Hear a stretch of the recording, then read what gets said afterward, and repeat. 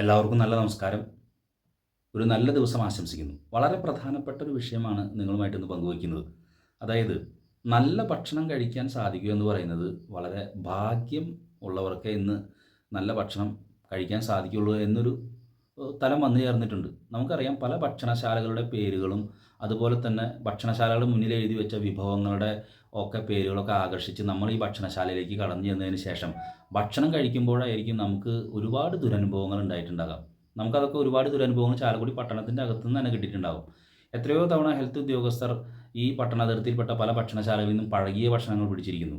അതുപോലെ തന്നെ പുഴുവന്ന ഭക്ഷണങ്ങൾ പിടിച്ചിട്ടുള്ള വാർത്തകളും റിപ്പോർട്ട് ചെയ്തിട്ടുണ്ട് നമ്മുടെ ചാലക്കുടി പട്ടണത്തിൽ. നല്ല ഭക്ഷണം നമ്മുടെ പട്ടണത്തിൽ നിന്ന് കഴിക്കാൻ ലഭിക്കുക എന്ന് പറയുന്നത് വലിയ ഭാഗ്യം സിദ്ധിക്കേണ്ട ആളുകൾക്ക് മാത്രം കിട്ടുന്നൊരു കാര്യമായിട്ട് മാറിയിട്ടുണ്ട്. ഇപ്പോൾ ശരിക്കും പറഞ്ഞിട്ടുണ്ടെങ്കിൽ കാശ് കൊടുത്തിട്ടുണ്ടെങ്കിൽ നല്ല ഭക്ഷണം കഴിക്കാനായിട്ടുള്ള അവകാശം ഓരോ പൗരന്മാർക്കുണ്ട്.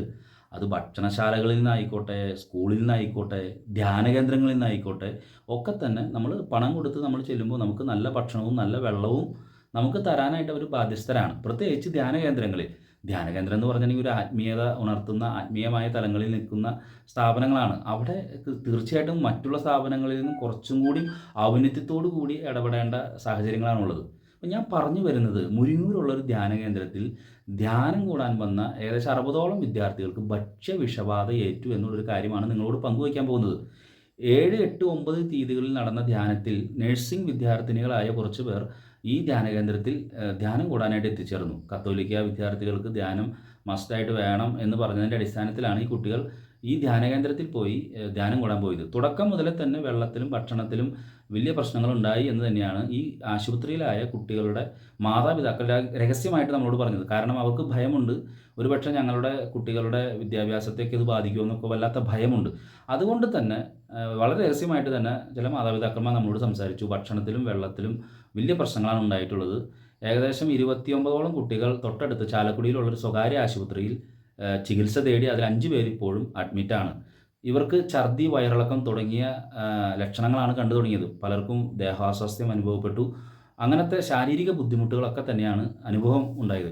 ഇതിനെ തുടർന്ന് മേലൂർ ഗ്രാമപഞ്ചായത്ത് അധികൃതരും ഹെൽത്ത് ഉദ്യോഗസ്ഥരും ചാലക്കുടിയിലെ ഫുഡ് സേഫ്റ്റി ഉദ്യോഗസ്ഥരും ഈ ധ്യാനകേന്ദ്രത്തിൻ്റെ പല സ്ഥാപനങ്ങളിലും പോയി പരിശോധിക്കുകയും ഫുഡ് സേഫ്റ്റി ഉദ്യോഗസ്ഥർ ഫുഡ് സാമ്പിൾ പരിശോധനയ്ക്കായിട്ട് എടുത്തു കൊണ്ടുപോയിട്ടുണ്ട്.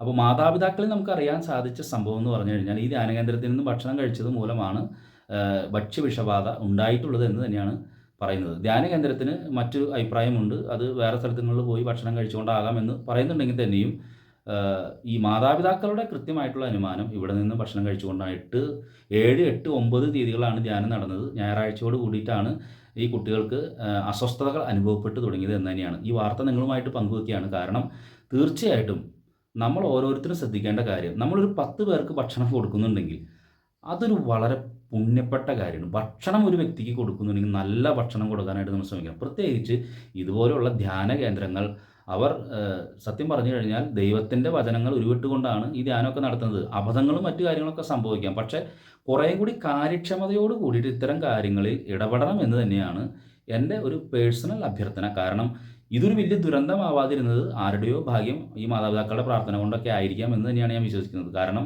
അതല്ലെങ്കിൽ കൂടുതൽ കുട്ടികൾക്ക് ഈ ഭക്ഷ്യവിഷബാധ ഏൽക്കുകയും അത് വലിയ പ്രശ്നങ്ങളിലേക്ക്, ആരോഗ്യ പ്രശ്നങ്ങളിലേക്കൊക്കെ പോയിരുന്നെങ്കിലോ. അപ്പോൾ അതുകൊണ്ട് നല്ല ഭക്ഷണവും നല്ല വെള്ളവും കൊടുക്കാനായിട്ട് എല്ലാവരും തന്നെ ശ്രമിക്കണം. ഈ കാലഘട്ടത്തിൻ്റെ ഒരു സുഹൃതമാണ് നല്ല ഭക്ഷണം കഴിക്കാൻ സാധിക്കുക എന്നുള്ളത്. അപ്പോൾ ഈ പ്രഭാതത്തിൽ നിങ്ങളുമായിട്ട് പങ്കുവയ്ക്കുന്ന വാർത്ത ഇതാണ്. മുരിങ്ങൂർ ധ്യാനകേന്ദ്രത്തിൽ ധ്യാനം കൂടാൻ വന്ന നഴ്സിംഗ് വിദ്യാർത്ഥികൾക്ക് ഭക്ഷ്യവിഷബാധയേറ്റു. ഏകദേശം 60ഓളം പേർക്കാണ് ഭക്ഷ്യവിഷബാധയേറ്റത്. അതിൽ 29ഓളം പേര് ചാലക്കുടിയിലെ സ്വകാര്യ ആശുപത്രിയിൽ ചികിത്സ തേടി. 5 പേരിപ്പോൾ അഡ്മിറ്റാണ്. മറ്റു ഗുരുതരമായ ആരോഗ്യ പ്രശ്നങ്ങളില്ല. ഫുഡ് സേഫ്റ്റി ഉദ്യോഗസ്ഥർ പരിശോധനയുടെ ഭാഗമായിട്ട് ഈ ധ്യാനകേന്ദ്രത്തിൽ നിന്നും ഭക്ഷണത്തിൻ്റെ സാമ്പിൾ പരിശോധനയ്ക്കായി എടുത്തിട്ടുണ്ട് എന്നുള്ള വിവരമാണ് നിങ്ങളെ അറിയിക്കുന്നത്.